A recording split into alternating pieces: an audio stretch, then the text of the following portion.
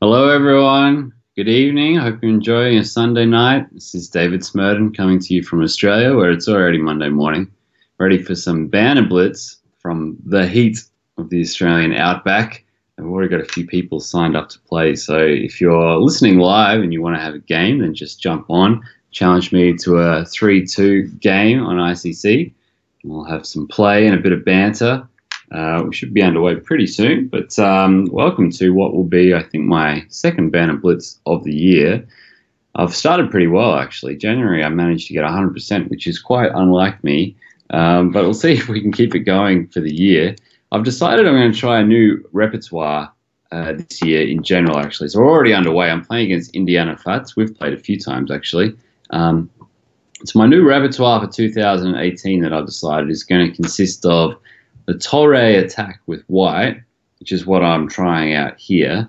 And with the black pieces, mainly the King's Indian defense. These are two openings that I've always wanted to play my whole life, and I've never done, mainly because I've been a bit scared off by the theory, or I've had coaches or other people tell me it's not the way to go.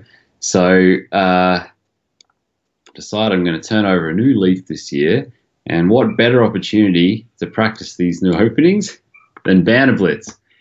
We'll see how we go. Indiana Fats now has got to face the music as I try out the Torre attack, which I also tried out in January. So like I said, it's a new one of my many resolutions of 2018, but one of my few chess ones, actually. I always spend a bit of time on the resolutions. If you're interested, got this blog, not here to plug it, but it's just davidsmerdon.com. You can check it out. I recently wrote some stuff on there about why I'm going to start playing, for example, the King's Indian, and what my plan is to go about it, in case you're interested. I've also got all my other New Year's resolutions that aren't about chess, so you can see what I get up to when I'm not bantering. All right, so actually Indiana Fats has played this quite well. Should quickly move to the chess, in fact.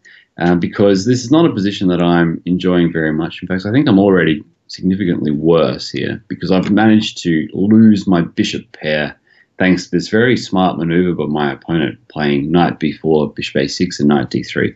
So that's quite a standard maneuver in these positions and generally is considered not a very good result for the player with the white pieces. So that's me. So that's where we are at the moment. We can see I really wanted to keep that bishop, even though it was on b1, which was quite passive, because my idea is that black is almost certainly going to castle kingside. I'm going to play e5 and try to launch some sort of attack that way against my opponent. So that was my plan, with the bishop on b1 then hitting the h7 pawn.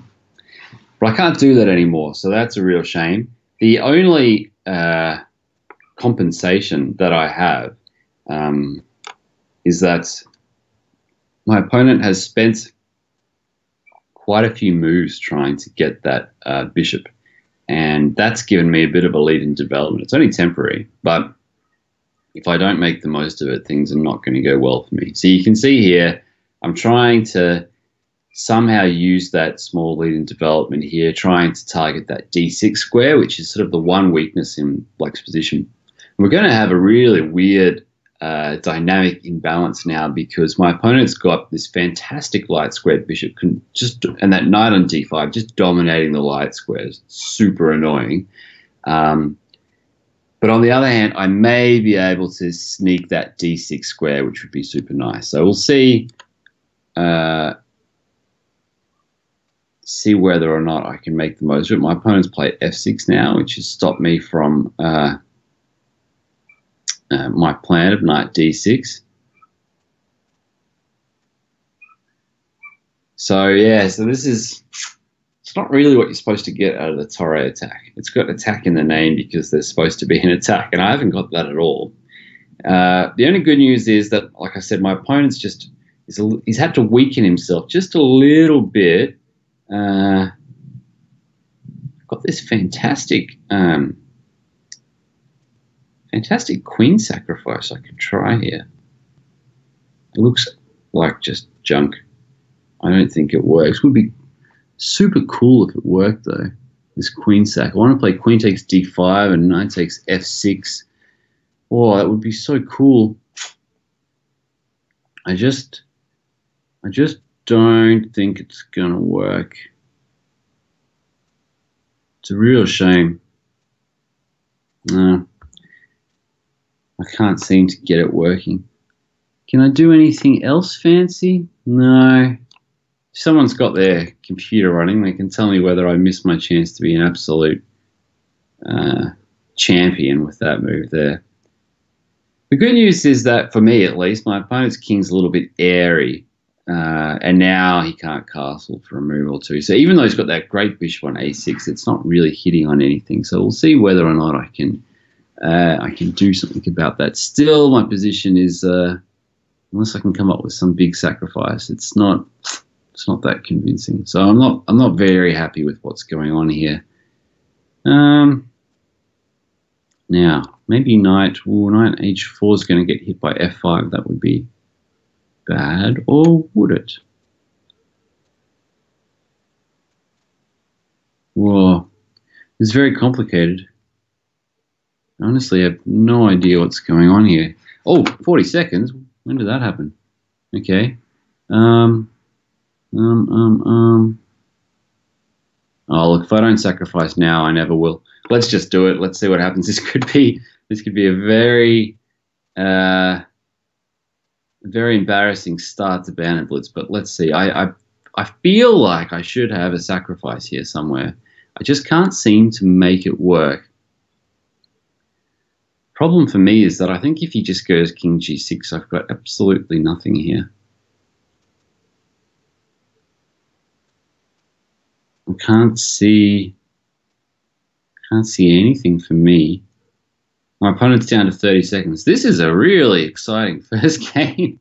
It's not what I expected at all. Oh, I didn't know about that move. That might have just given me a bit of a sniff now. At least I'm going to win my piece back, presumably, which is something. Well, what are we down to? 30 seconds plays 20 seconds. It's getting closer and closer. I'll put that knight on d6. I've got that d6 square at least. That's good news for me. Got that rook coming in now as well. Feels like I must be really close here to some sort of nice victory. What now? Oh, I'll set a little trap. I don't think he's got enough time to see it. Yeah, there's my little trap. Whew. And that's going to pick up the exchange for me. And that should be enough to get me home, actually.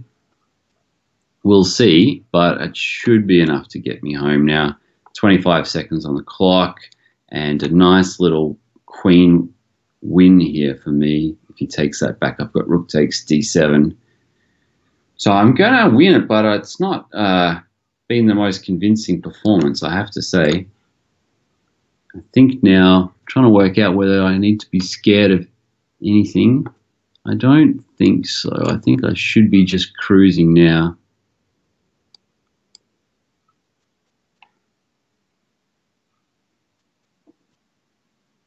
Yeah, there's the win. But it was really a close one.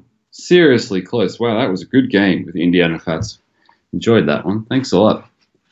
So that Torre attack, that was not the way the model Torre should go at all. So I'll have to work on that a bit. I'm going to play against Samshi3.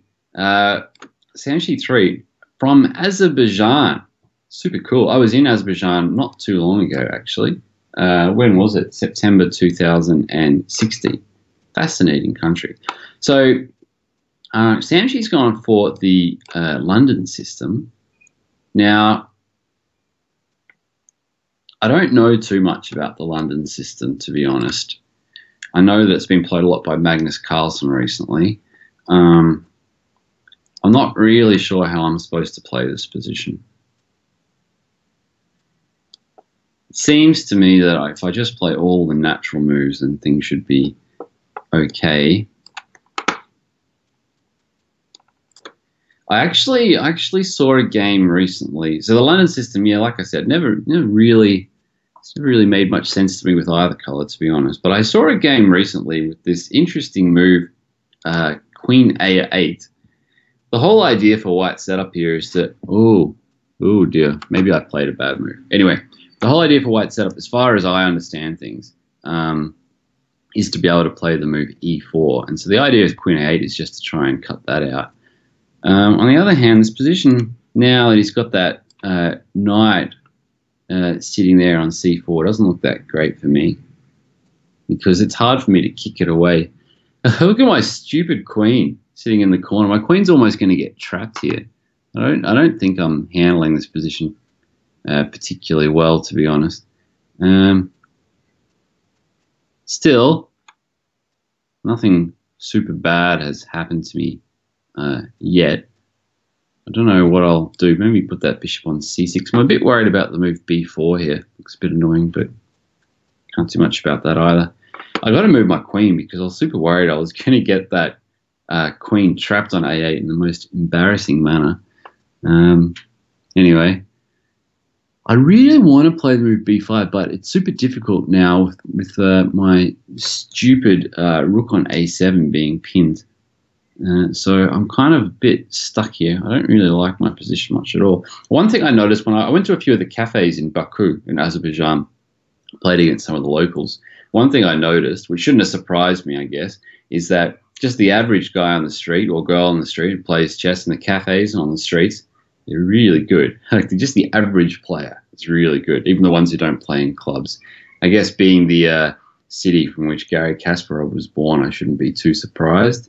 But still, fascinating place. So I don't know if Sanushi's from Baku, but it seems like most of the population is. Now, I don't have much happening here for me, if we can skip back to the chess. I really not a fan at all of my position, and I just can't see a way to make this work for me. I don't know what to do. No, this is pretty gross. What's he doing there with that queen? I don't know what he's doing now. Can I play? Still can't play b5. This is horrible. I don't know what I'll do. Put the queen back on c8. Why did I put it on a8 in the first place?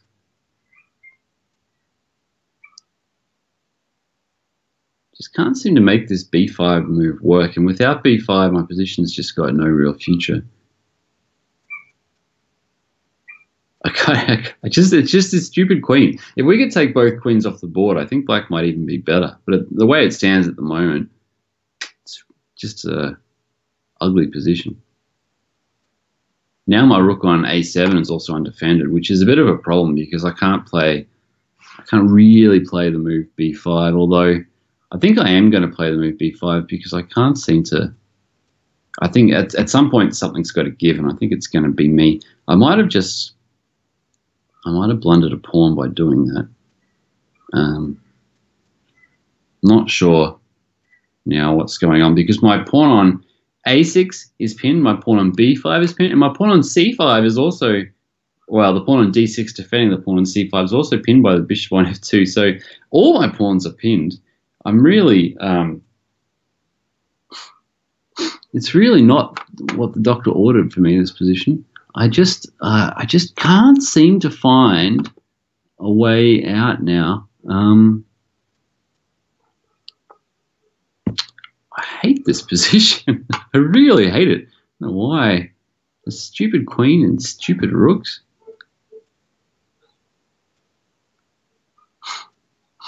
I just can't seem to find any way to get any sort of counterplay here whatsoever. I'm worried I'm going to get hit by some knight e5 at some point.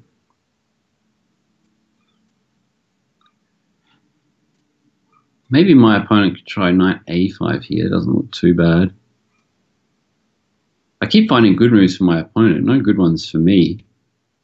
He's finally decided to make a capture, and that looks like a pretty reasonable move, actually. And well, now I'm probably going to lose a pawn. Yeah, I'm probably going to lose, well, I'd say at least a pawn, maybe more here. Yeah, things have really taken a turn for the worse now. I'm going to drop there's the pawn that I'm dropping. The only good news is that I'm going to pick up one pawn back on c3, I think, like so. So I've managed to keep material equality at least, but this game has been just a torture, really. So now everything is left, and to be perfectly honest, I should be right from here. I mean, nothing too bad should happen to me, even though I'm still a little bit worse. But I've definitely made significant progress over where I was before. I'm going to bring that knight back to d6, I think. Just like so. See if he wants to take it and call it a draw. He doesn't. It's a shame for me. What now? Maybe try to bring this king over.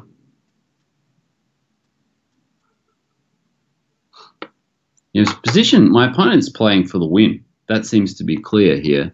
And to be honest, why not? I think my opponent is the only one who can actually be better in this position, so it makes perfect sense to me.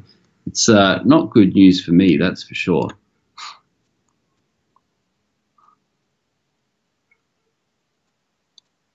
I'll swap that guy off as well. Yeah, I'm basically begging for the draw here. I'm the one begging.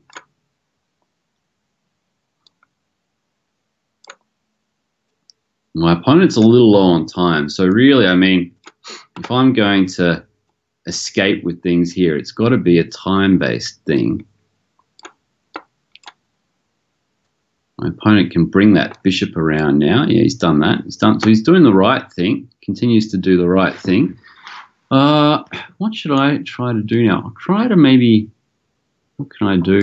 Bring that knight back into play. I'm running really short on time myself here.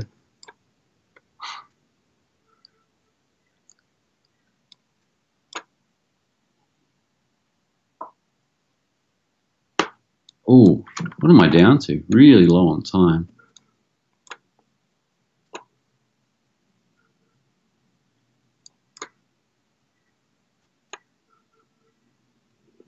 Oops, I really should not have allowed that, I think. But anyway, so be it. There we go.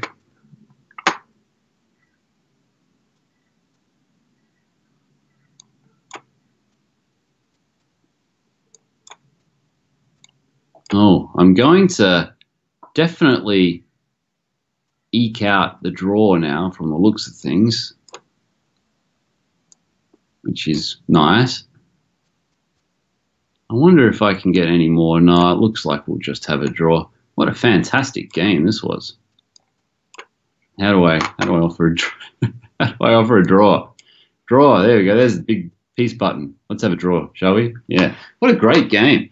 Really great game. I think my opponent played just outstandingly, I have to say. Samshi 3. I'm going to assume you're the average man or woman on the streets of Baku, decided to leave the tea houses for a moment to come and beat me up. Really well played. I really thought that was a fantastic handling of the London system. Not by me, though. If you want to know what to do with black, just don't do what I did. That didn't work out so well. My stupid queen stuck on a8. That was really ugly. Anyway, so that wasn't great by my perspective. So let's flip back to the Torre system with white and see whether I can make any progress here instead. Now we've got a different sort of Torre now. We've got the Torre as it's sometimes played against the King's Indian, actually. So it's kind of like my two openings mixed together in a way. Again, I'm not entirely sure what I'm doing here, which should be clear, abundantly clear to pretty much everyone.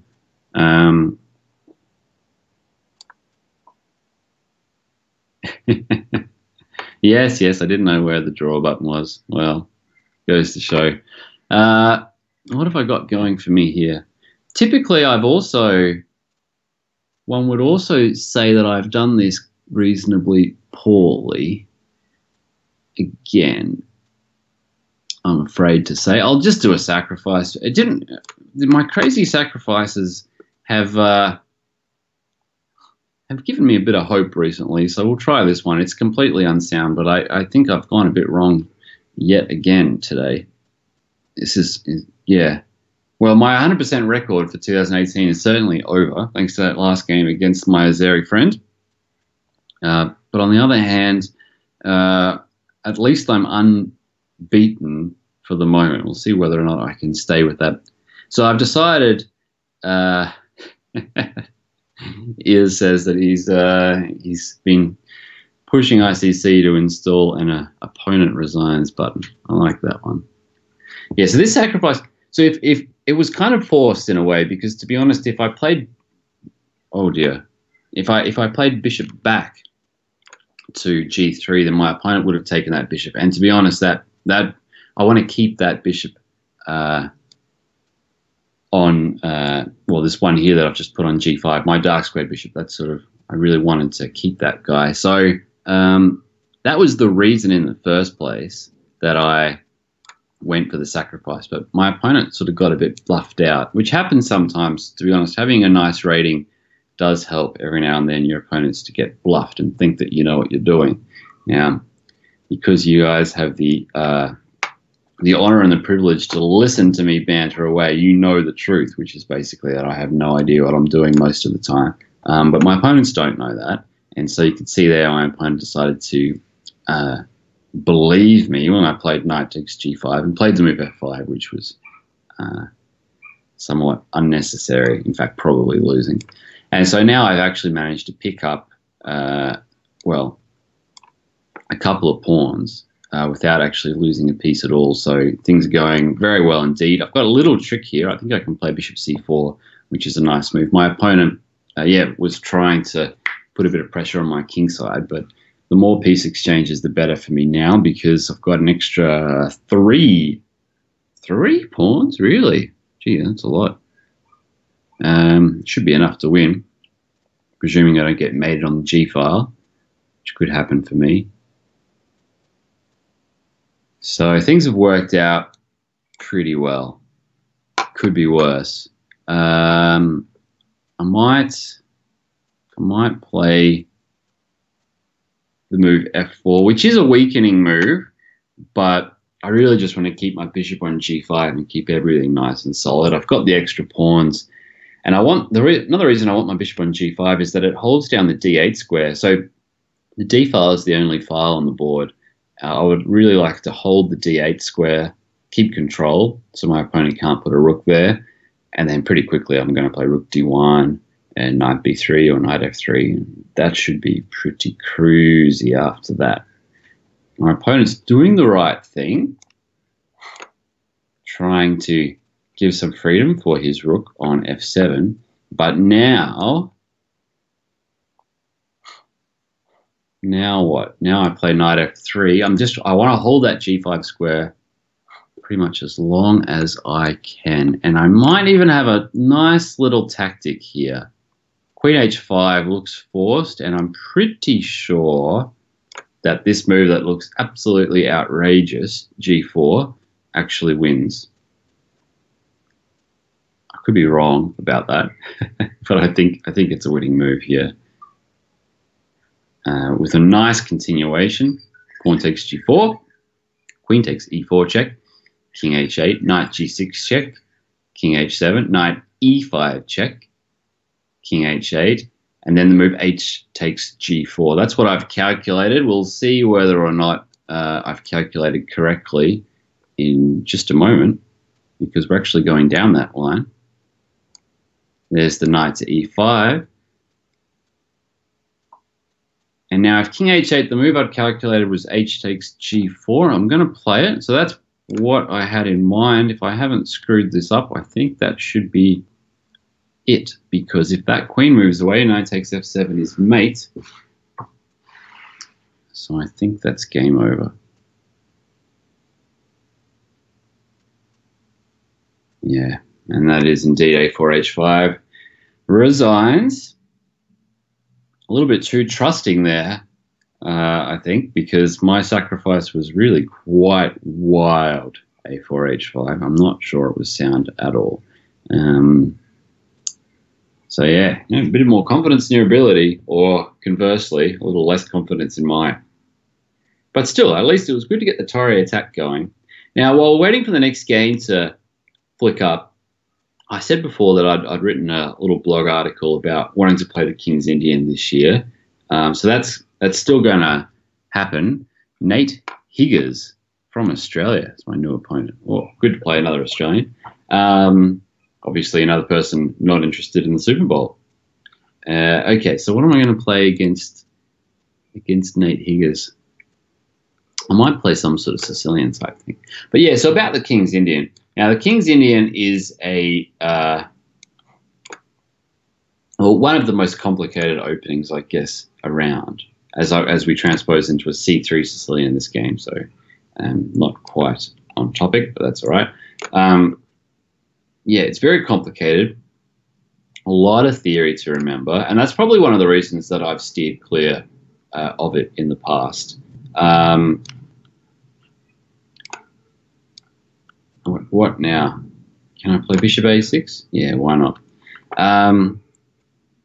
But these days I don't play as many of the big serious tournaments as I used to. So for me, it's sort of an opportunity to try out something new, have a bit of fun. I'm probably going to lose a fair few games in the King's Indian because it's just impossible to hope to understand the positions and to remember all the lines straight away. People play this opening for their entire lives.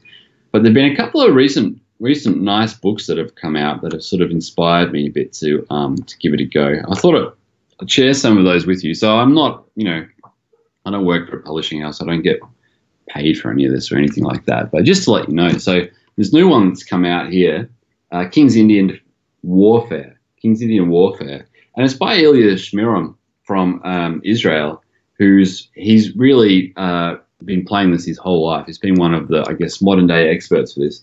And the thing I like about that book is that it doesn't focus on theory. There are no variations in it whatsoever, but he covers all the variations by going through the games that he's played throughout his entire career, stretching back from the 80s, basically.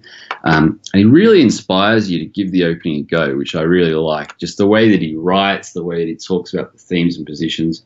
You won't learn theory from it, but it's been really great. So I've enjoyed that book.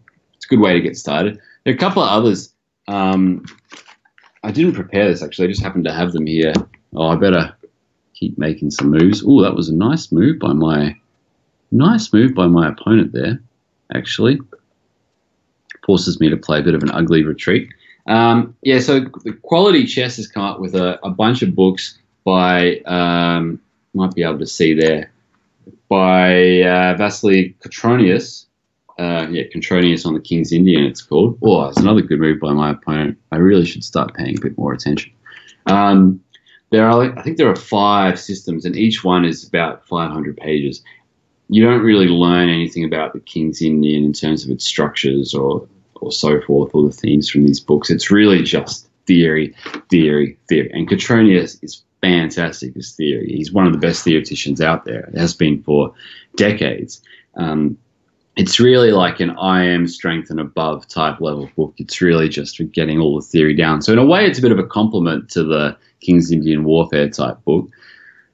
But for me, I find it a bit too heavy. So I haven't been enjoying that one as much, although I do refer to them quite often, particularly when I'm reading Smerdon's book and I'm trying to work out, well, I want to know the theory in this position. So it helps a bit. The third book that I have on my desk, I recently just got back from my parents' place, which is just around the corner from where I've moved to now. And I found a book that my dad bought for me back when I was 11 years old.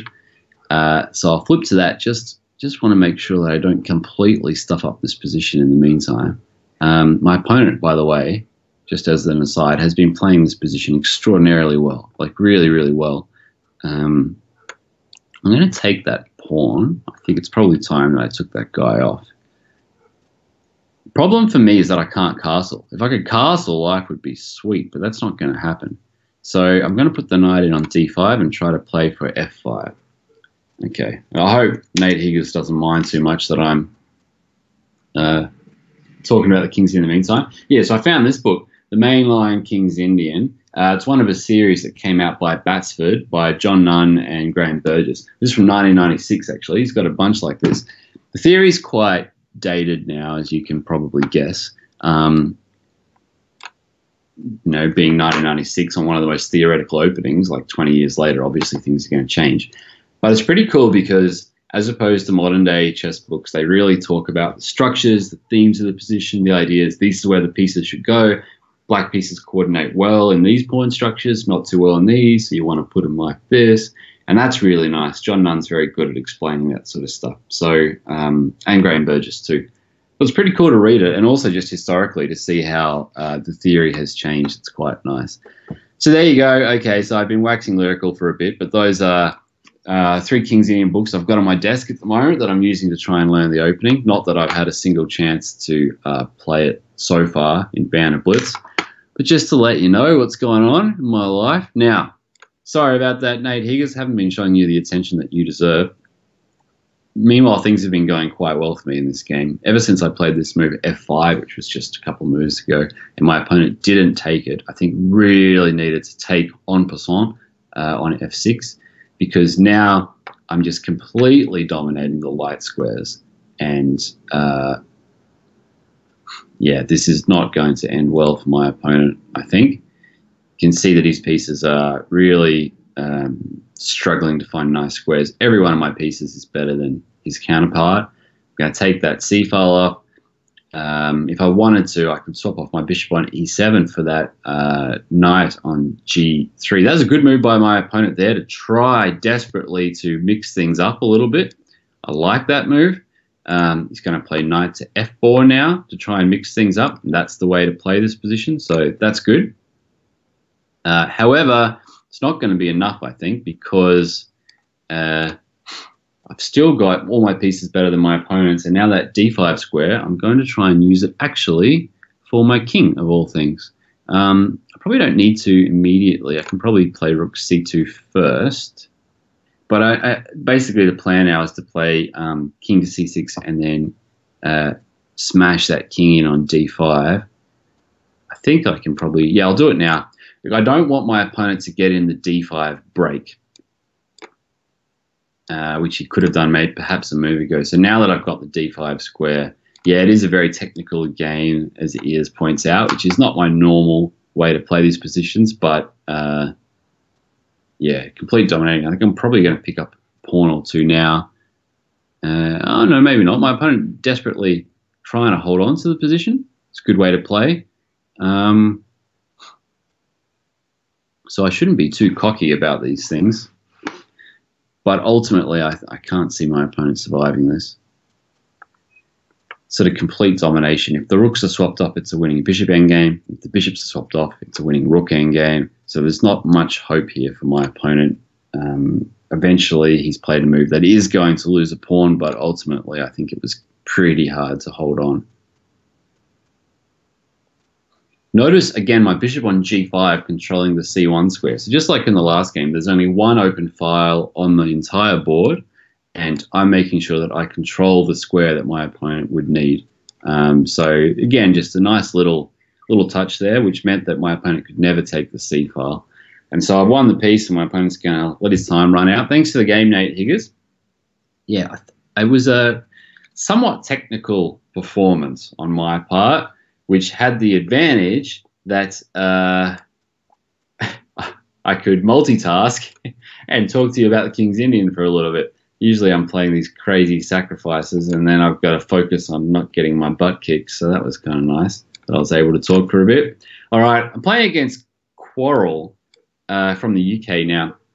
I wanted to get a Torre system, but my opponent played one of the most annoying little systems if one wants to play the Torre attack. So my opponent played 1 D5 and then 2 C6, and that basically stops any chance that I have of playing the Torre, which is a bit annoying from my perspective. So I've actually switched to something else. People typically do have to switch, and normally what they switch to is to the London system, which I actually had with the black pieces about 3 games ago. Instead, I've gone for some hybrid type of Catalan type structure. So what you can see is that I've fianchetted my king's bishop. It looks a bit like a King's Indian attack, but I've played D4 at the same time, which looks a bit like a reverse Grunfeld. Essentially, it's a Catalan for white, but the big difference between this and a normal Catalan is that I haven't played c4, and in fact, c4 is not really on my radar. I've decided to break down the center by going for the e4 push, which is much more in my sort of structure. It's actually, as Ears rightly points out, it's turned it into a king's pawn structure.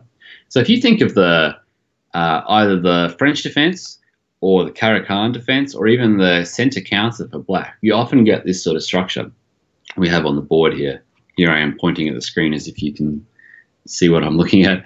But you can see that white's e-pawn and black's d-pawn have been swapped off, but my pawn is still sitting back on c2, although probably now I'm going to launch it up the board. So basically we've got a king's pawn type structure, which deep down I'm a king's pawn player. So if I'm going to start playing with the d-pawn, which is what I'm doing here, I try to get into things that I know a little bit more about, which is what we've got here.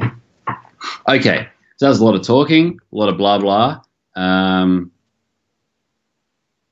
But back to the chess for a moment.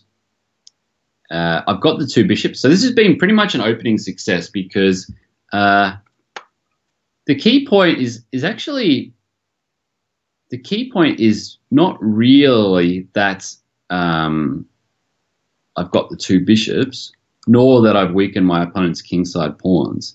The key point in this position is that my opponent's pawn structure is not very flexible, whereas mine is quite flexible, which means that I might be able to go for some sort of kingside attack, which is what I'm going to do now. So I'm going to play bishop f4, and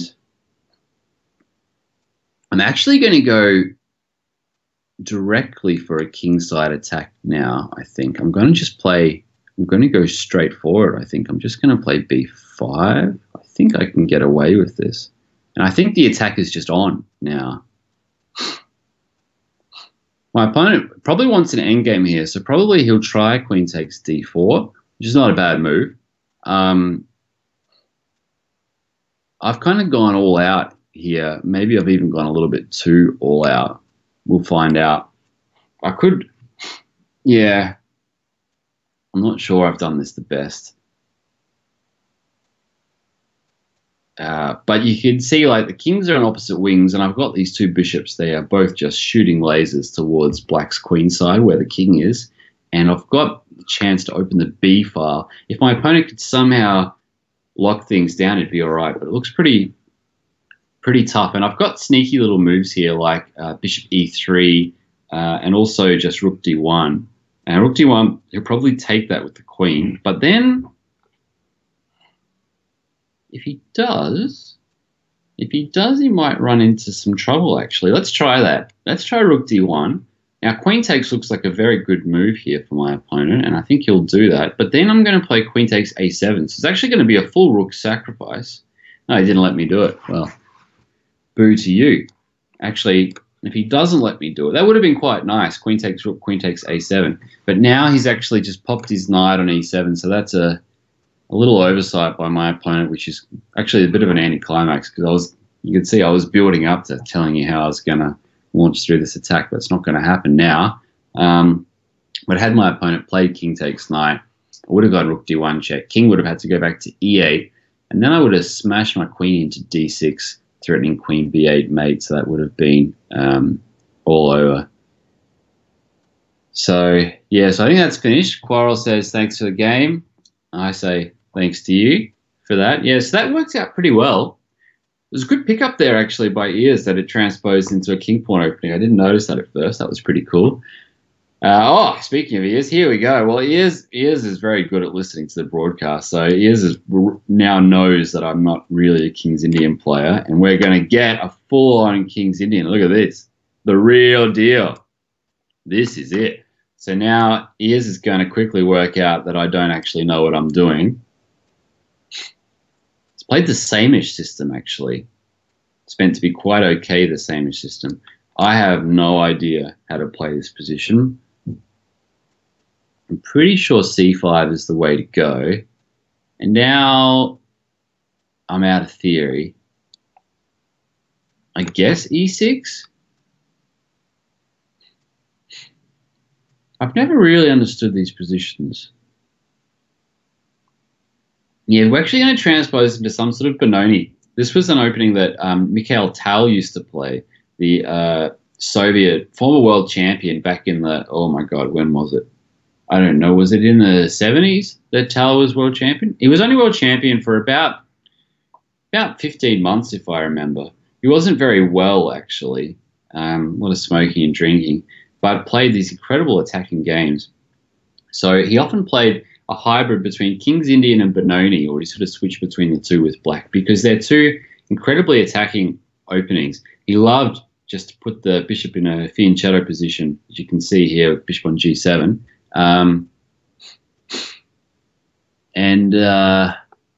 Yeah, he loved to get these raging kingside attacks. Now, I know that Ears is listening to the broadcast while playing against me and tells me I got it wrong. He was world champion in 1960. Thanks for that. I'm going to transpose into a very, very weird hybrid now. We've actually moved into the realms of a Czech Benoni. We've moved from a normal Benoni to a Czech Benoni. And the problem for Ears here is that he has wasted. He's lost one tempi along the road to this position, which is fine by having played one tempo. Apologies, by having played knight f4 and knight back to e2.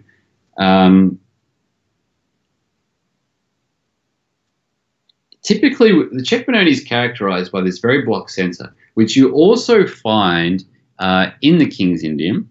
Never in the regular Benoni, but sometimes in the King's Indian. And typically the idea is that you've got to try and break with either the b5 break or the f5 break. Now you can see here that I'm really setting up for both of them, and I haven't actually decided which one I'm going to go for. Maybe I'll even do both, because so that knight has gone from g1 to e2 to f4 to e2 to c1 and then back to d3. So that knight has just been going crazy.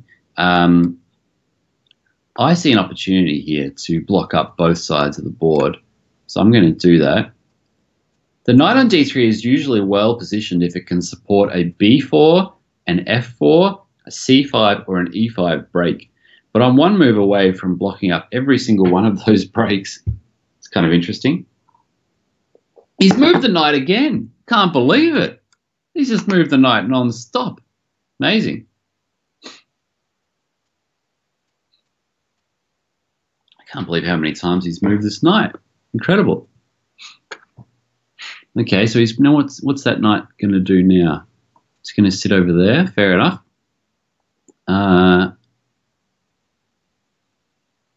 I'll try to. What am I going to do? Where does that knight belong? I think I want that knight actually to come back through to g6 if I can.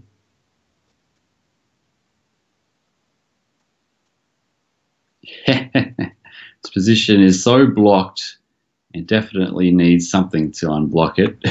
Here's the suggesting Metamucil. No, but look, I've got this. I mean, usually black is pretty happy just to hold the pawns on c5 and e5 for their space advantage. Now I've got this massive space advantage. My opponent's knights are pretty deplorable, and it's time for me to start launching this attack. So I'm going to bring that other knight around if I can. Put that on g6.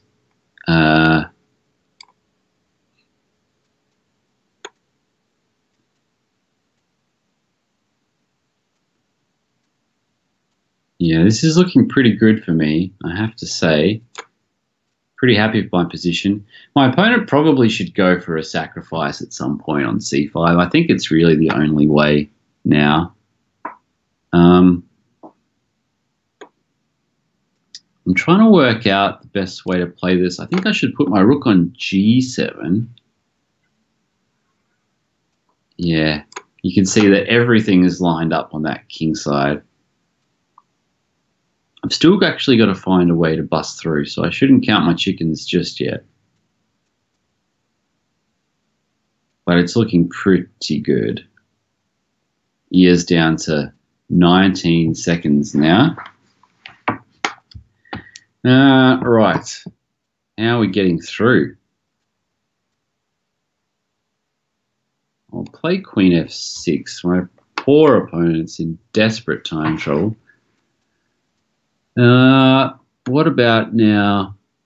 What's the best move? He's going to have to break at some point. I can just smell it. I'll put the knight on H4, see if he takes that. Probably he'll take it. No, G4. Didn't expect that one. If I take that off,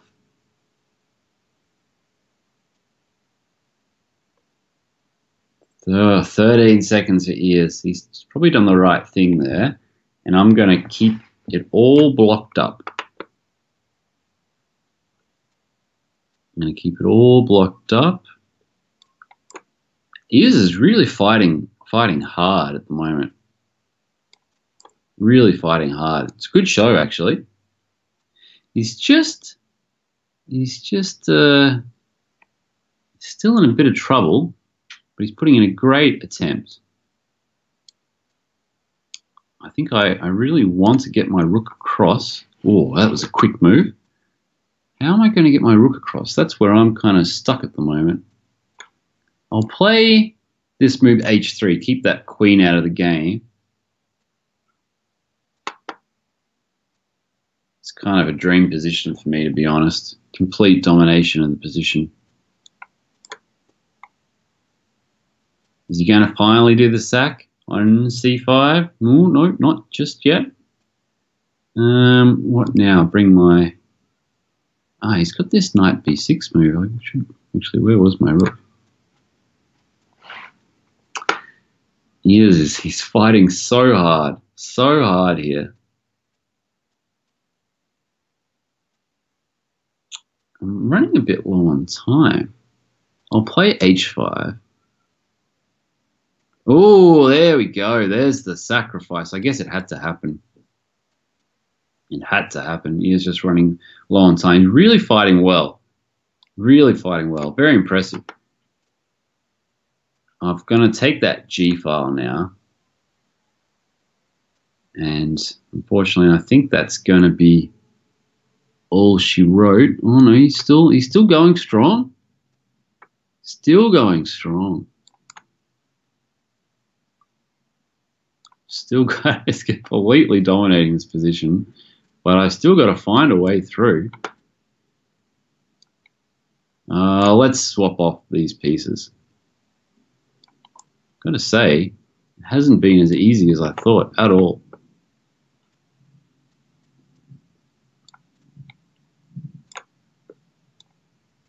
Ten seconds now.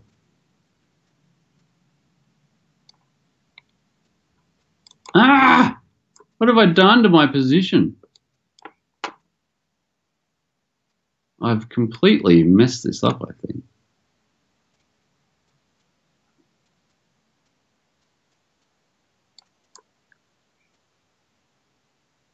Whoops.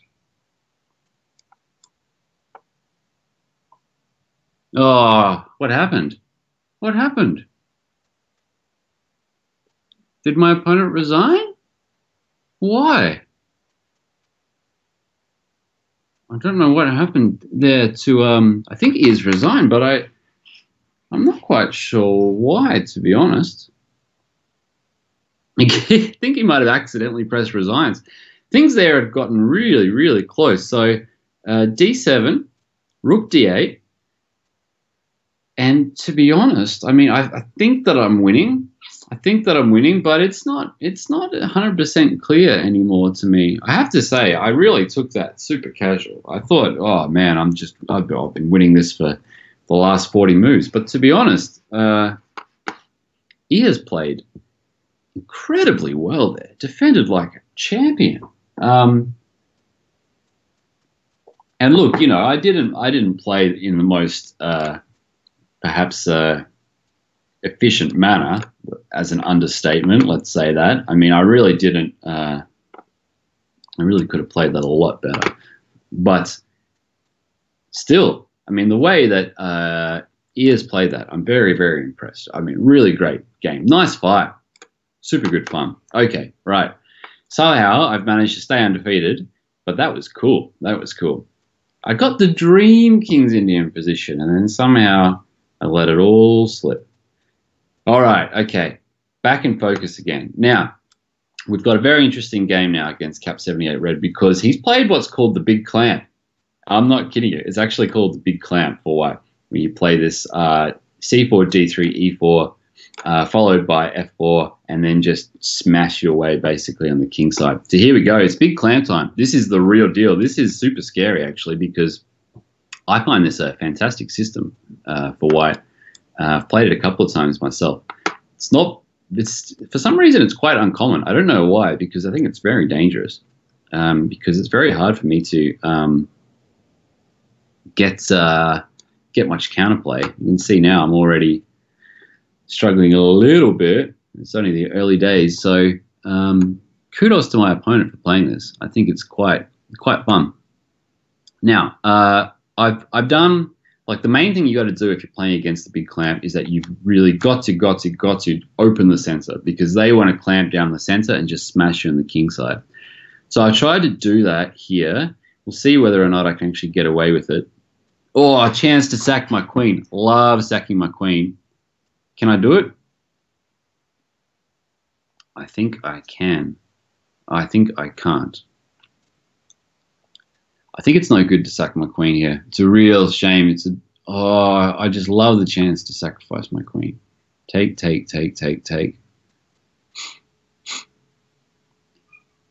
Unfortunately, I don't think I can make it work. I'll do it anyway. Why not?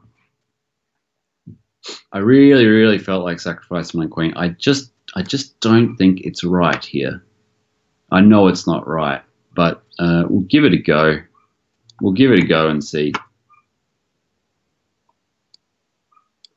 Lucky I've got this rook e8 move, but I think it was just a dumb decision on my part. Yeah, shouldn't have done this. Should not have done this. I'm in trouble now. I'm in big trouble now. I got 3 pieces. Materially, things are okay. It's just whether or not I can keep my pieces harmonious. My opponent probably should have played e6 there. That might have made my life a bit more challenging. Now I'm I'm definitely happier than I was just a moment ago, although still my position is still a little bit shaky, but I'm going to desperately hold things together. The main problem is this bishop on c8. I can't find a great way to bring it into the game, and that's kind of letting me down at the moment. So yeah, what am I going to do? Maybe rook a6. It's kind of exciting. I just love sacrificing my queen. Any opportunity I get. I've just managed to hold things together now.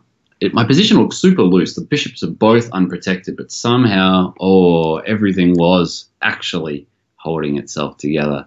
And my opponent fell for a little blunder there. And now I should be able to cruise, because now I definitely have enough pieces. And I got to sack my queen.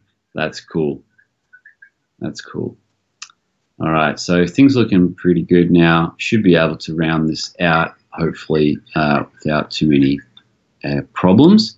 Got to just bring that rook into the game. As soon as the rook comes in, that'll be curtains, I think. Although last time I got a little bit cocky and didn't work out so well. No, but this is winning now. Knight g4 is a nice move. That rook on a5 defends the f5 bishop, and bishop d4 check is the follow-up if queen takes b6, which is, what? No, I can't play. Oh, what happened? What happened? Unbelievable. I just put my bishop on a square where you could take it. I can't believe it. I cannot believe I just did that. Game on again. I cannot believe I just did that.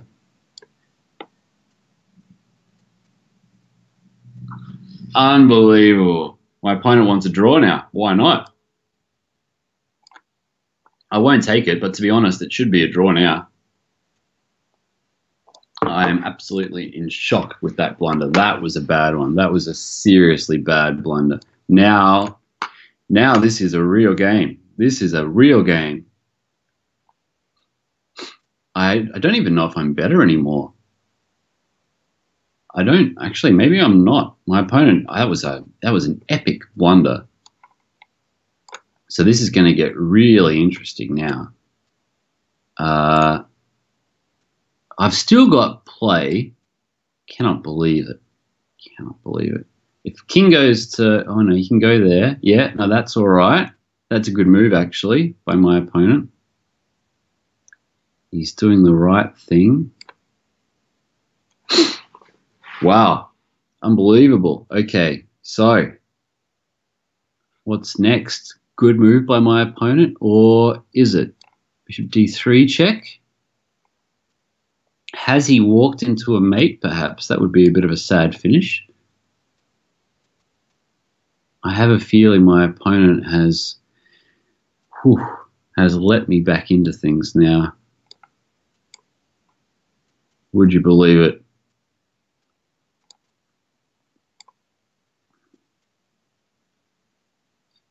My poor opponent played his way back into the game, and then has blundered his queen. So I sacked my queen. He blundered his rook. I blundered my bishop, and then cap 7-8 red blunders his queen to finish. What a roller coaster! I'd like to say that I just did that for the crowd, but there is no hiding from ICC Banter Blitz, especially not when I'm playing. It's all there for everyone to see. All right, okay, so I'm playing now against Eigeneier. Eigeneier, does that mean your own egg? I'm not very good at German. Is that right? Your own egg? Eigen means own, right? One's own, and Eier, isn't that egg? I don't know. I'm not very good at this stuff. Anyway, back into it. I'm gonna try and play a King's Indian with the white pieces. See whether that works out. I don't really, yeah, like I said, you probably worked out by now. I don't really understand these positions particularly well, as evidenced already. Probably. We'll see how we go here. So my opponent's played the fianchetto variation, and I'm playing some sort of structure that I've got one of Catronius's books here, which will tell me whether I'm doing it right or not. My guess is not, but we'll see how we go with this. I never really know where to put my pieces in these sort of structures. A4 is typically played, at least A5 is played with black in these things, so I'll try that out. But again, like I'm not really sure what I'm doing here. Yeah, I think my opponent's already probably worked out that he's playing someone who just doesn't understand these positions.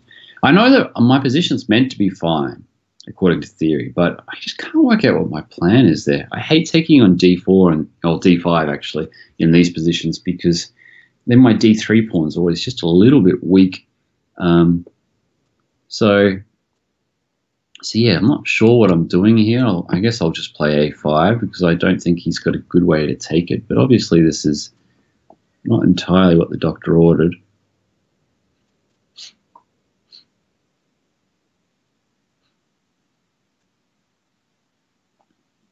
Yeah, that seems quite a sensible move by my opponent. And now I need a move. I don't know what I'm doing. Let me just take that guy off at least and maybe play Queen B3.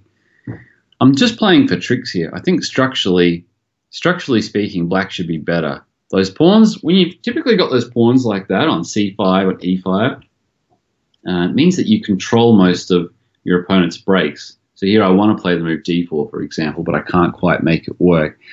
So it should be pretty good for my opponent. The only play that I have is based on these tricks on the long diagonal.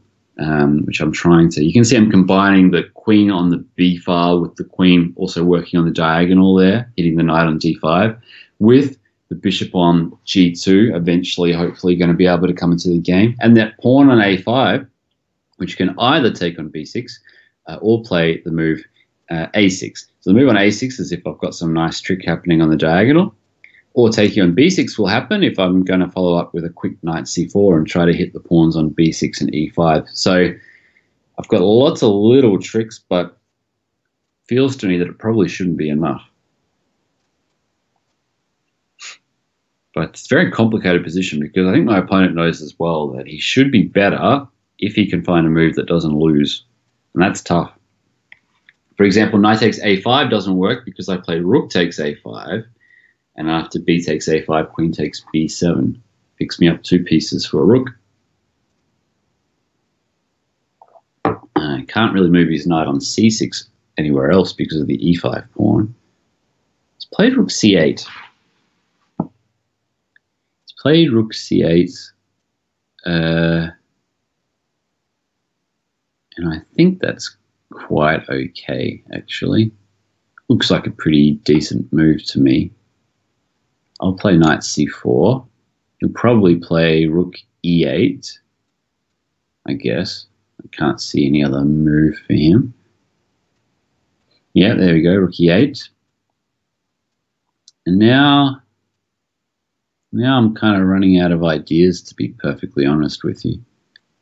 This is as far as I got to in my calculations, and then I sort of stopped. Just hoped that my opponent would have fallen for a trick by now. I think, well, I'll take on b6. He'll take back with the pawn. And I'll see if I can self-trap my queen or something here. I shouldn't have done that, actually. It wasn't a good move. Now my opponent can probably get away with f5.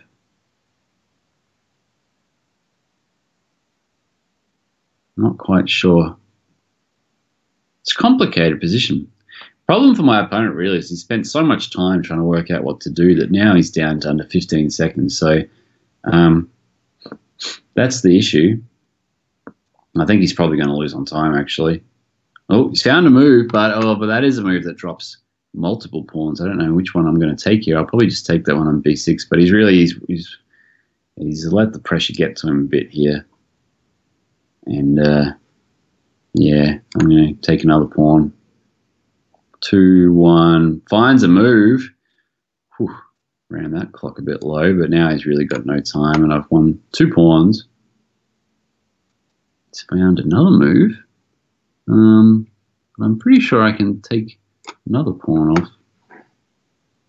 He's going to lose on time there. Yeah, no, it's 3 pawns down now. Everything fell apart after that blunder, but actually I think my opponent played really well. Like, that was a classical game with enough time on the clock. I think my opponent would have come out of it reasonably well.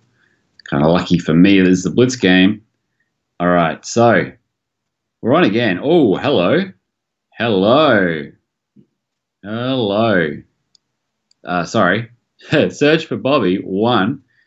We are gonna have something weird. Look at this. This is weird. All right, Search for Bobby and I are gonna have something. My opponent has tried to play the Stonewall Dutch, which is pretty cool opening, in my humble opinion. And I'm going to go a bit crazy because Stonewall Dutch is a fine opening, really fine opening. I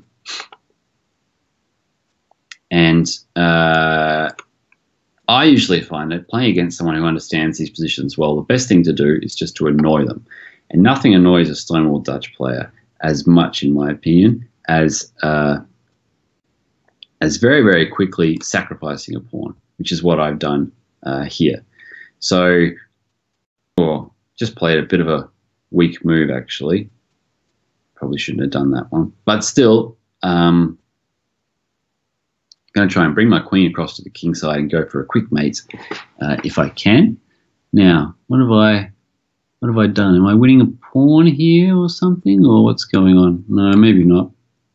I'm going to mess this up a little bit.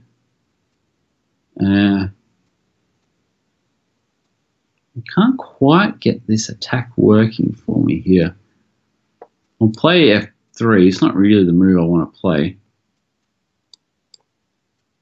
I've got that huge G file, but again, it's not clear how I'm going to use it. I like the move knight c6 for my opponent here. I wonder if he'll play it. He's played f4. All right, I'll castle. Bishop f5. Interesting. Probably not bad, actually. I'll play e4. Try to get rid of that f pawn if I can.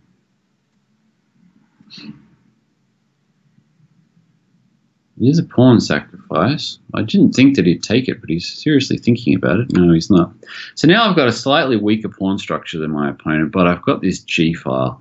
So if we get into an endgame, if Search for Bobby 1 can make it to an endgame, then he's doing quite well, actually, because my pawn on f3 is a bit weak. And his bishop on f5 technically is a bad bishop, but to be honest, doesn't look that bad to me. So really the question is now whether or not I can turn this into an attack in the short term, because that's what I'm going to need to do. And I don't know exactly how, if I'm being honest with you.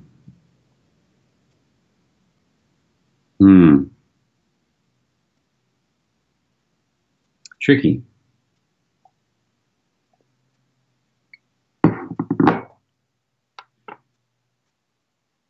Maybe I'll play... no, I don't know what to do. Maybe rook g5. Problem is my bishop on f1 just doesn't have a square. Really needs a good square. I got this plan, right? So I'm going to put my bishop on f1 somewhere. There's the faults in the plan. Put the other rook on g1 and play h4, h5. And I think that position should be very comfy for me. But I just can't find the square that I need. That's kind of stressing me out a little bit here.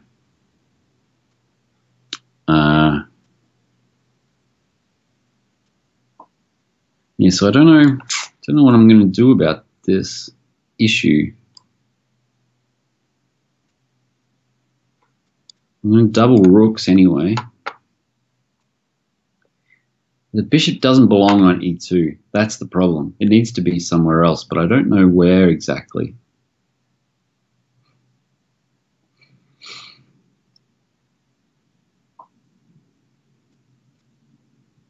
I wish I could find a home for it.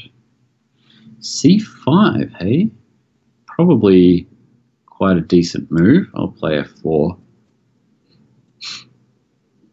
I like the way my opponent's played, unfortunately for me. It's made my life quite difficult. That's a great move. I totally missed that move. Totally missed it. Now I have a serious problem. Ooh, well, a couple of serious problems. One of them is I have no time as well. Now queen takes f4 is coming, and I'm in serious trouble. I'll play king b1. Oh, it's a bit ugly. Jeez, this is bad. This is bad, bad, bad, bad, bad. This is really bad.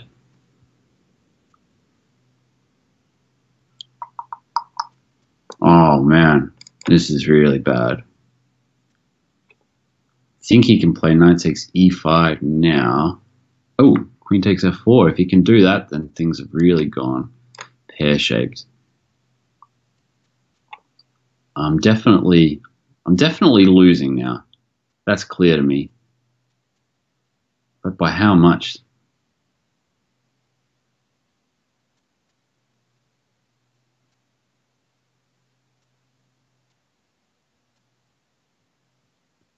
I'm losing, but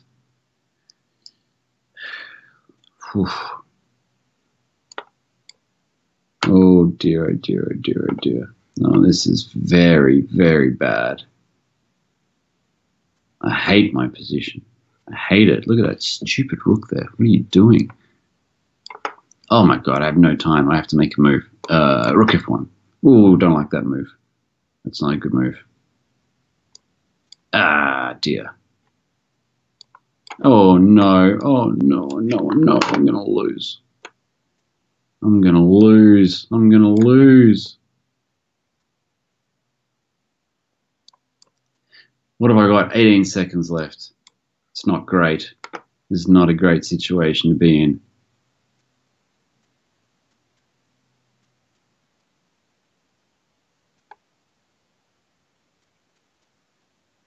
My opponent seems to be enjoying this. It's not great. What are we down to now? 20 seconds. Oh, he's given me that pawn. Probably shouldn't have done that. I bet he's regretting that move. Oh, hello. What is going on here? Suddenly out of nowhere, I've actually got some play.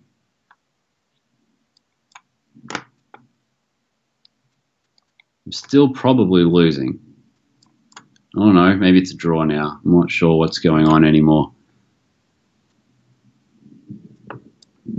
This position is nuts. 26 seconds. This is close. I think I'm going to win the A pawn. Should be a draw now. Should be a draw. But I've got the winning chances all of a sudden. Oh dear, oh dear, oh dear. Oh my God. Whoa. My opponent popped a rook. Sorry, my commentary went completely to cactus there. So much for the banter. I couldn't believe what was going on. At least you get a genuine insight into my psyche. But oh my God, what an amazing game by Search for Bobby. Played really, really well. Should have been winning there at some point. I don't want to, analyze this too much, but move 22, my opponent played the move queen takes d2 check on move 22. I think that was a mistake, bringing my king a little closer to the center for the endgame. I would have played the move h takes g6, unless I'm missing something. But my opponent had a big think at that moment. But I felt that was probably the turning point. Man, some tough opponents indeed. And now I got another one. We got an FM opponent, a rated opponent, Dark Truder. But Dark Truder, it's giving me a bit of a breather to relax my heart rate, because it looks like they might be absent, which is going to be nice for me because I need a bit of a break. I tell you what, that got the heart rate going. That one. That rook endgame would have been really interesting had my opponent not popped his rook there right at the end. I felt like it should be a draw. After you're quite experienced in endgames, you tend to build up some sort of instinct for these things. Could be wrong, but it felt it was in the draw zone to me. But we'll never know. All right, my second Canadian for the night. I'm going to play against 11. We've had a bunch of games in our time. 11. We've had some good ones. And 11 is going to repeat Ears' attempt to bash me up in the King's Indian. And Ears did pretty well in the end, even though, oh no, wow, what's going on? We've got exactly the same line again. The same-ish. You got to be kidding me. These guys are in cahoots. I tell you what. No, they've got together and decided that this is my weakness. I bet. It's the only explanation. It's pretty funny. This system I'm playing against the same-ish is black has heaps of choice, a huge choice against the same-ish variation. Fritz Samish, the German master, came up with this idea of playing f3 against the King's Indian back in the, 50s or something. And I actually found this line with a6 and b6 and c5 in Smerdon's King's Indian Warfare book, which I won't show you again. Otherwise, I'm sure the publishers will have to start giving me a commission. The idea is you get rid of the gambit lines with c5, which are so common to the same-ish, and instead you try to transpose back into a sort of Benoni-type setup. I don't know whether I'll get the chance to now. I might be able to. Actually, what I'm going to do is I'm going to transpose into a Maroczy bind structure, which actually comes about normally from an e4 opening, actually. Normally you find this sort of stuff from the dragon. And so I'm going to try this out. Typically, these positions are meant to be better for white, at least in theory, and particularly in longer games. But here, obviously, we're playing a blitz game, so that's going to make my opponent's life a little bit trickier, as we saw in a couple of the other games I had as well. Eigeneier was a good example. It's very difficult to play these positions accurately in a blitz setting. So you can see my opponent's got the two bishops, which is good. Got pressure, space advantage in the center, pressure on my weakened queen side. Now, all these features should mean that white's just better. And all black can really do is try to be tricky, maneuver the knight, which is something I've tried in a few of my games so far. And I'll try again now. But in theory, these positions should just be better for white. So we'll see what happens. It could be quite exciting, actually, this game. Quite looking forward to seeing how it evolves. Now, e6 looks like a tempting possibility for me here. Might do it, e6. I think, yeah, typically in the Roxy Bind type structures, black does have to show a bit of courage because otherwise, positionally, you just get squashed. So here I'm going to try and open up the center. Now, what's going to come of this is that I'm going to be left with at least two weak pawns. Probably I'm going to have an isolated pawn in the center of the board, and I'm going to have one of b6 or a6 weak. At the moment, they're both weak, but I'm probably going to push one of them. And whichever one I push, that'll be the safe guy. So I'll either play a5, a5 will be safe, or I'll play b5. But I'm definitely going to have at least one weak pawn. So that's the risk that I'm taking here. And now you can see, two weak pawns, one on the queen side, and now I'm probably going to be left with one in the center. You can see it's already about to appear now. Although my opponent's last move was actually a little bit risky. It might have popped a pawn. I think my opponent just made a little error. A little error now, because I've got knight takes d3. I think my opponent should have taken it on d5, because I am going to be stuck with an isolated pawn now, but I might have even won a pawn. I'm going to lose b6, but I might get b2. So let's see. Maybe yeah, I think I've done this all right. What's going on? I can't calculate anymore today. That last game's thrown me out. If f takes e4, I don't want to swap the queens straight away. I want to play knight takes e4. Then my opponent's got this tricky move, queen c2.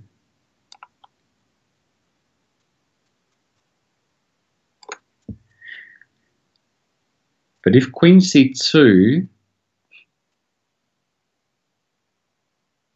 Oh, this is way too complicated. Oh, I can't work it out. I got a headache. If queen c2, can I play rook c8? I think I can. I got a headache, but 11 is down to 20 seconds. So 11's got the bigger headache, if you want to put it like that. So now I probably got to get those queens off the board, so I'll do that. And I think, to be perfectly honest, I should probably... Should I get a set of rooks off? I don't know what I should do now. I'll play b5, actually. Get that pawn safe. So I've won a pawn. I'm threatening to take on b2 now. And that's going to make my opponent think, which is good news for me. Under 10 seconds for 11. It's going to be hard now to pull this back, I feel. I'll take on b2, steal it. And I think I can get away. Thought I could get away with rook f7. I'm actually not so sure anymore. I'll play knight f6. Maybe that's the safe move here.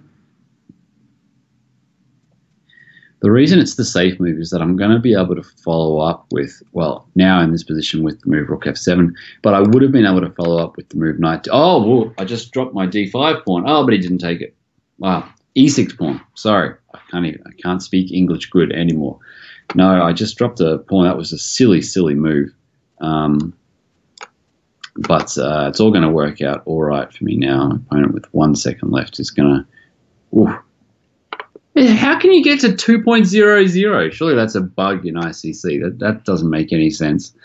Yeah, so I've managed to survive an extra 2 pawns, and there we go. So 11's run out of time, but in a losing position now. Knight c4 is coming.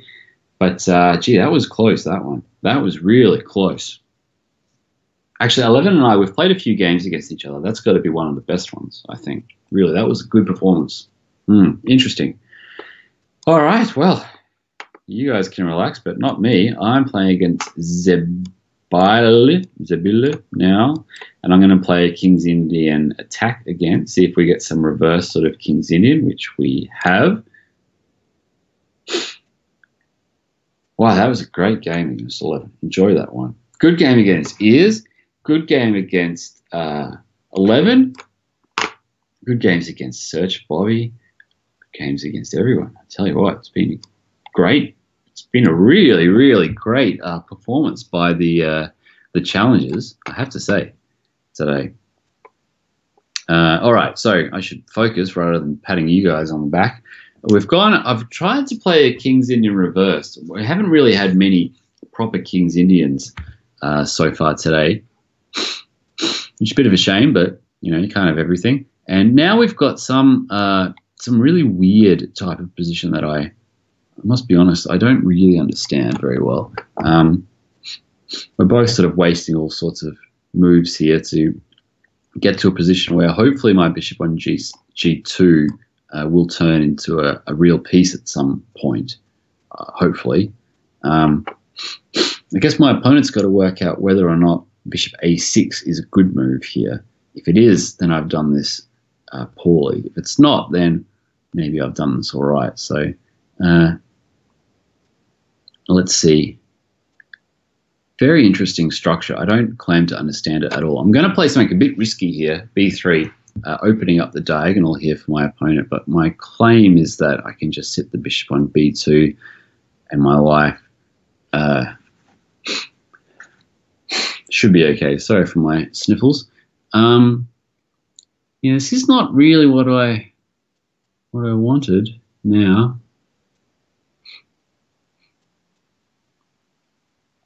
It's a little bit awkward now, this position, I have to say. I'll take on b6. I don't really want to, but can't see a good alternative. And I'll put my bishop on b2 again. It's not really what I want. It's not exactly what the doctor ordered, this position.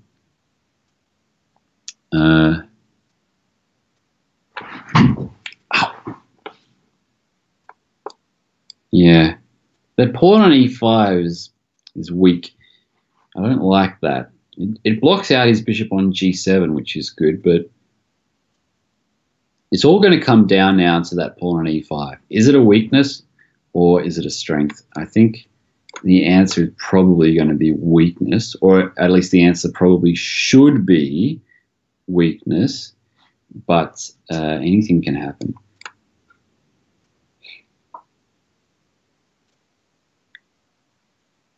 It looks to me like this is heading towards a draw, if I'm being perfectly honest.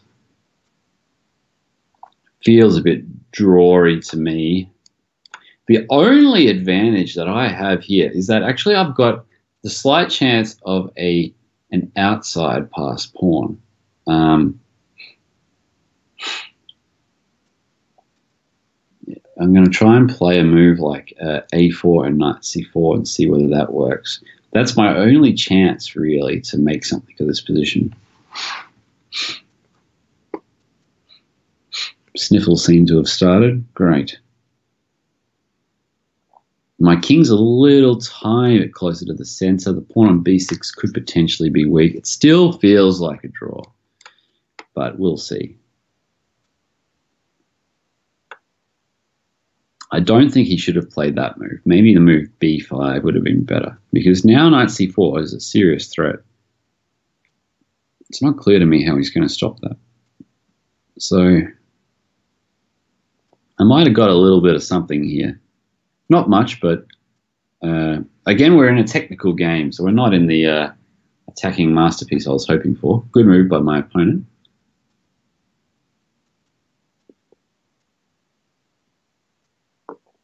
Now, this is it's going to get interesting now. Can I play this move? I think I can. This bishop on, yeah, king f8 was a real mistake, because now you can see that bishop on g7 is really unhappy.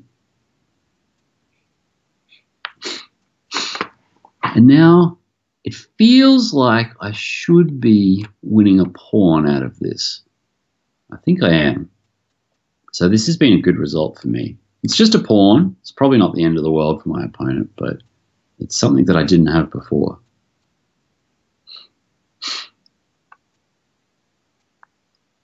It's just a pawn, though. We're in this real technical battle now. I think position should be a little bit better for me. But it shouldn't be too much now. He's doing the right thing.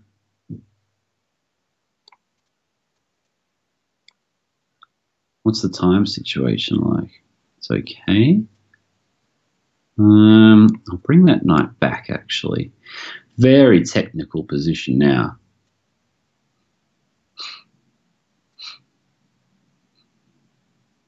I think it's winning for me, but I'm not 100% sure.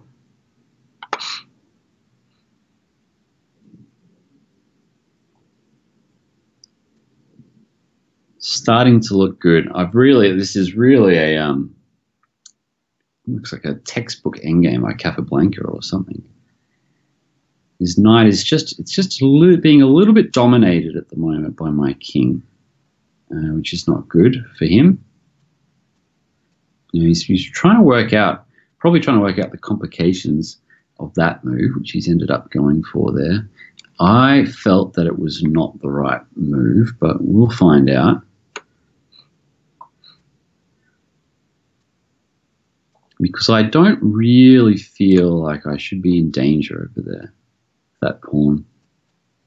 To me, it feels like that's not going to be the key factor in this position. I feel that the real factor is my pawn here, which is starting to actually motor on. Oh, that was a good move by my opponent. Missed that one. Missed that one. Yeah, now I've got knight c4. What's going on here? This is really interesting. He's going to probably get that g3 pawn after all that. Oh no, he's decided to let it go.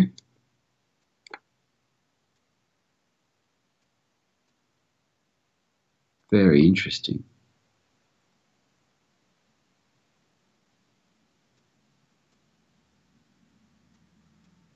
Now, what's going on now? I can't calculate this. I think I should be winning with knight d6. There's the move f5. And now I should be able to pick up that g6 pawn.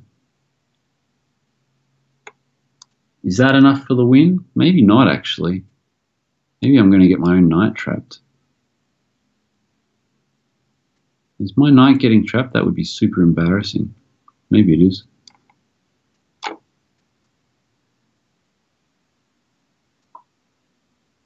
I think I'm going to win this king and pawn endgame, but it hasn't been that convincing. I think he's got to take it off, and we'll find out whether or not it's winning. Is it winning? Don't know. I think it's winning. Feels like it should be winning. Oh, maybe it's not winning. Maybe it's not winning at all, actually. I stuffed this up, didn't I? Oh, no. Oh, no.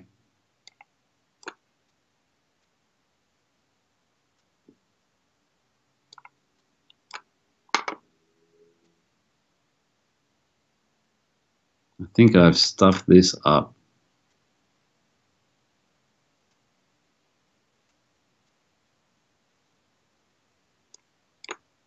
No good. Looks like a draw to me.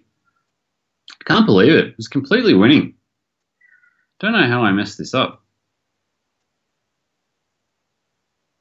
Yeah. No, let's have a draw. Well done, Zebil. Well played. Well played. At least I know where the draw button is now. I'm pretty sure there was no way to get myself out of that, but I really messed that up there. I should have spent a little bit of time trying to calculate that knight f6 move. So that was pretty dumb by me. But well played to my opponent. That's a second draw, right? Didn't I have a draw earlier? I think I had a draw earlier. Actually, maybe I'm not sure. I think I did. Yeah, so well done, Zed. Well played. That's a fantastic result against someone 1,000 points higher rated than you. And well deserved too. I mean, you kept your time situation under control. That was probably the most impressive thing for a Blitz game because position was starting to fall apart, but you didn't panic, kept your time together, and you took your chance when it came. So obviously I'm not happy about it, but that's the nature of the beast, and you deserve the draw. All right, moving on to Atlas now, who's playing another London system against me. I've really struggled to get these King's Indians in. Now, Bishop d3 is not meant to be the right move here, Atlas, but I don't know why. It's in one of my books. They're just over there. I can't remember. Why are you not meant to do that? Why are you not meant to play Bishop d3? I can't remember why not. That's a real shame. But there's a reason why you shouldn't be able to get away with that move, and I can't remember it.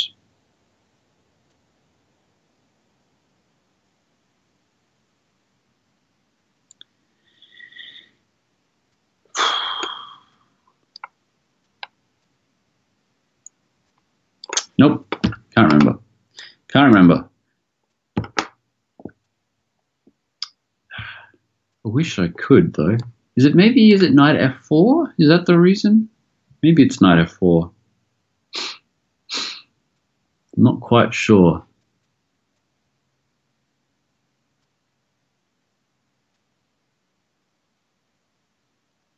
I don't know what my opponent's doing now. My opponent seems to have gone a bit crazy because this is definitely not right, what he's done now. So this has worked out pretty well for me because I'm not supposed to get this level of play, that's for sure. This looks like some transfer positions we've had. Oh, well, that's going to hurt.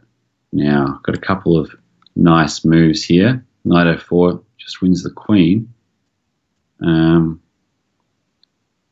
Can't see any reason not to, so I'll just take the queen, I guess. Try to get myself back on the board again. Yeah, thanks for the game, Atlas. Something went a bit wrong there. I knew you weren't supposed to play Bishop d3 so early, but I wasn't sure exactly why not. I guess maybe that could be the reason, but it didn't feel that convincing. Yeah. All right, so not Descartes now. That's a nice name. I don't think we've played before. This would be a new one. That'd be nice. I'm going to play something. So we've seen the London system played against me quite a few times. I'm actually going to play now an anti-King's Indian system that was developed in London, but is not called the London system. I'm going to play the Barry attack. Now this is the Barry attack. I don't think I've done it. This is not exactly the way that I was supposed to do it, unfortunately, but it still looks a bit Barry-like. I've messed this up already, actually. I don't think you're not really meant to combine Queen d3 and e3 if you play this system. I've mixed up two systems here, so I haven't done it quite right. Either you do Queen d2 and Bishop h6, or you play e3 and Bishop e2. I've gone Queen d2 and e3, so this is not exactly right, but it's unlikely that White can have done anything too wrong here. I've probably lost any semblance of an advantage, but that's okay. as previous games have demonstrated, I wasn't getting too much of an advantage in any case. So I'm going to play f3 just to control that e4 square and maybe hint at playing a g4 at some point in the future, although it's probably not going to work most of the time. And I'm going to keep my options open about where I'm going to castle. Probably I'm going to go queenside, but another option is actually just to tuck the king in on f2. It's reasonably safe on f2, so I might also go for that option. Haven't quite decided yet. Depends on the way that my opponent plays the position. Here he's played with a bishop on h6, which is probably quite respectable. And that actually is encouraging me not to castle queenside, because then my king on c1 would be in that pin from the bishop on h6. So might not do that. His bishop on h6 is actually quite annoying. It means that I can't play the move e4 either. It's very difficult to break that pin, especially if I castle queenside. Having said that, castling queenside, I'm going to do it. It is sort of the, I guess, more manly move, for lack of a better term.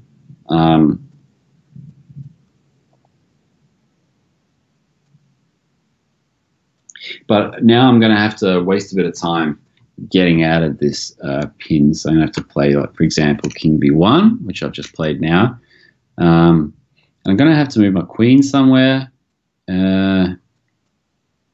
So it's a little tiny bit annoying for me, this position. The only thing on my favor is that my opponent's decision to castle queenside was perhaps a tiny bit ambitious. And I've got this idea of queen a5 now, which is, I'm sure he's going to find a way to parry it, but it's not totally clear to me how he's going to do it. And because it's so annoying, I'm actually going to take with the pawn on d3, which is not the, positionally speaking, it's not the best move. But in this exact position, it has the point that it's a good move by my opponent. That he's got some things to worry about over on the queen side. Yeah, that's a good move by my opponent. I'm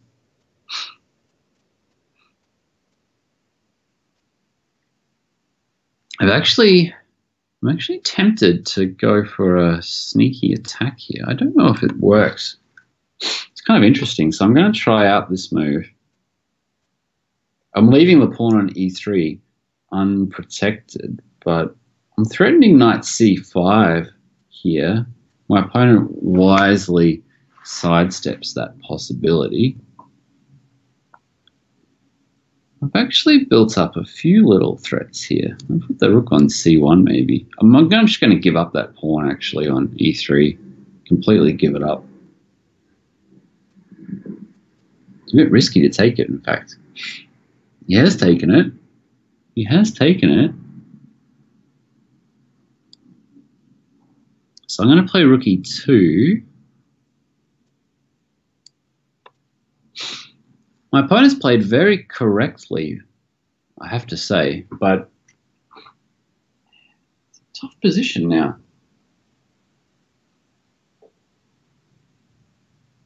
It's probably a very good move by my opponent, rook d7. Could be that I've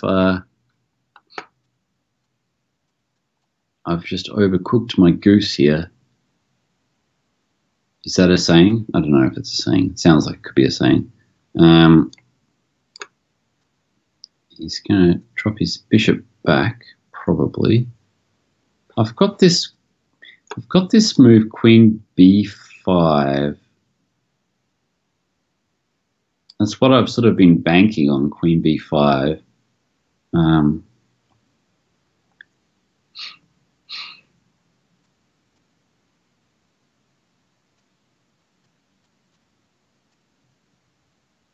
the point is that my opponent doesn't have a way to defend that pawn on c6. Yeah, if he has to play a move like that, like king d8, then things are looking quite good for me, because I must be starting to really motor now. I mean, things are looking good. The knight takes b6 sacrifices. It's a bit too tempting for me to give up, so I'm going to play it. I have to play it. He's fighting very hard here. That move, f6. I'll drop the bishop all the way back. Don't see what his next move is. That's his problem. I'm threatening rook c8, check. Oh, there we go. I'll take that off then. I think we might see a resignation by my opponent soon. Things are starting to really fall off now. The wheels are falling off. There's rook c8 check. There's rook takes e8 check. A couple more little sneaky checks. And that'll be a nice checkmate there to finish. Kind of cute. Kind of cute. All right. So that was, by my standards, quite a good game. Thanks for the game, Not Descar. You played quite well, actually. I think you played pretty correctly for the most part. Just that my shenanigans and tomfoolery managed to get me across the line. It was an interesting game. All right, so another Aussie. Usually there actually aren't too many Aussies, particularly on a Monday morning as it is here in Australia. But Guru Duff's my second Aussie, which means that I actually get a second chance to play proper King's Indian. We haven't had one classical King's Indian yet. Could it be today? Apparently not. No, we're still not getting the classical King's Indian. We're getting, I don't even know what system this is. I'm sure it's in one of these many books that I have, but I have no idea what it is. No, I'm not sure.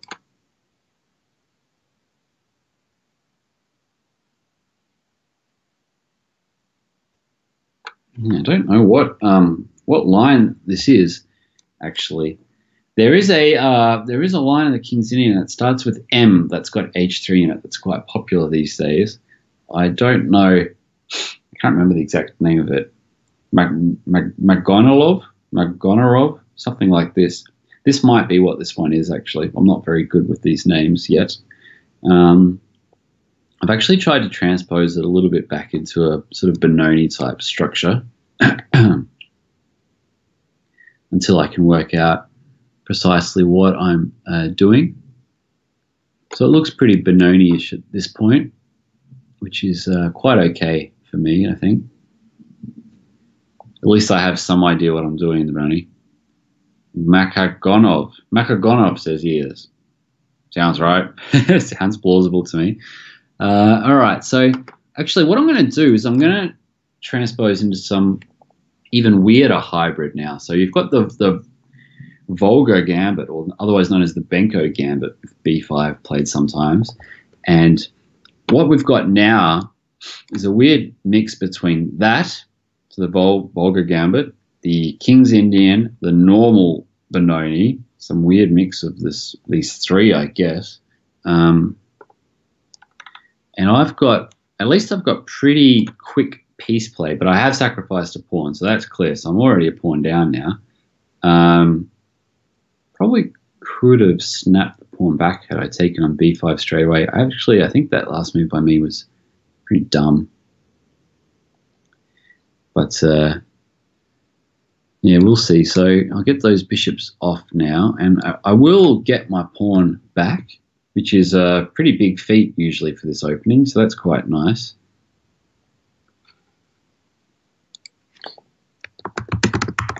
So I've got my pawn back, so things have gone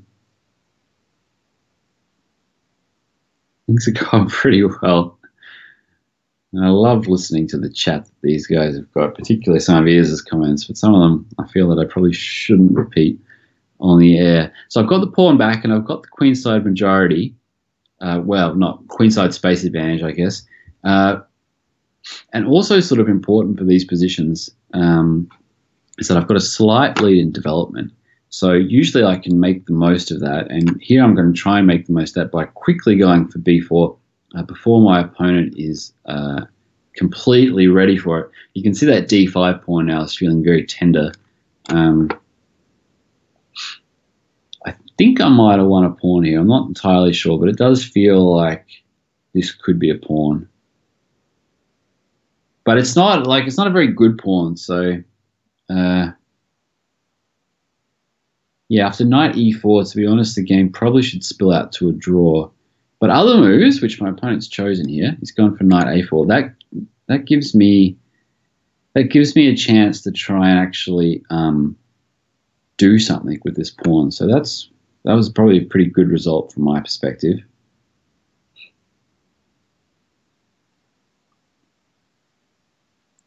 Yeah, that pawn on d6 is pretty loose, pretty weak, but it is a free pawn, so I shouldn't, beggars can't be choosers with these sort of things.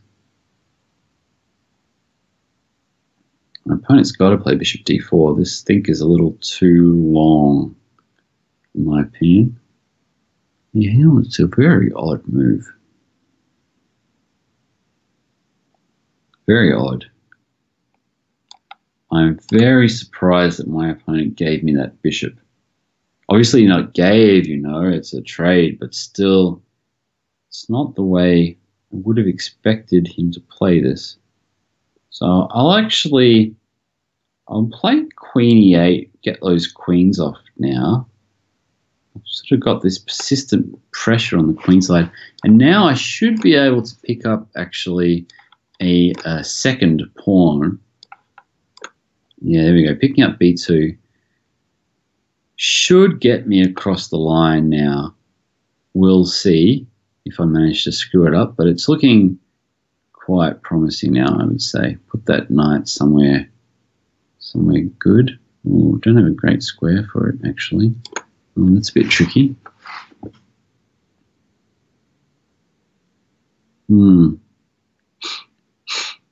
Big knight c4 move by my opponent coming that I missed.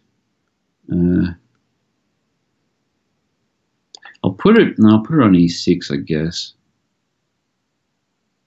It's not the move I expected from my opponent. He's surprising me at every turn. I'll play. What will I play? Maybe my opponent down to 20 seconds, so I can afford to be a little bit tricky, I think. He's allowed me this sneaky little trick now, knight c5 with knight e4 check to follow. And that will get me across the line. Yeah. All right, so it's been a very exciting Banter Blitz today, I have to say. A bit shaky all over the place, but I'm sort of sneaking my way across the line for the most part. All right, so Mahel from the US. I'm going to try to get myself one more Torre attack, if I can. Yeah, let's get one more Torre going. Let's make it a bit exciting because actually, folks, this is the last game for what has been an undefeated performance, but let's be honest, not a particularly convincing performance by me. But I have to say that today, I don't want to say that I haven't played well. I want to say that some of my opponents have played exceptionally well. I've been really, really impressed by some of the games. Even some of the games where I did manage to eke out the win in the end, I thought my opponents played some really nice chess, with a couple of great draws in there as well from names that now escape me. But really, well played, guys. Well done. Last game coming up against Mahel. I'm going to try and play as aggressively as I can to finish. I feel that's only fair. Because we've had a couple of technical end games, so I feel that I might try and play this one a little bit more aggressively. Although it looks like at the moment that I am just going to pick up a pawn, which is not the most exciting way to play this, but a pawn is a pawn. So I'll take that off. And I'll try to keep playing in typical sort of London Torre type fashion here with a quick knight e5 and send my queen over to h5 and play for mate. Queen h5 will be my next move. There we go. I told you in advance. The attack is coming. My opponent probably has to castle. And I am going to play bishop takes h6. Whether or not it's any good We'll find out. But he has no choice but to castle in this position. Having a big think. What's he thinking about? I honestly can't see any other move. Queen a5 check, maybe?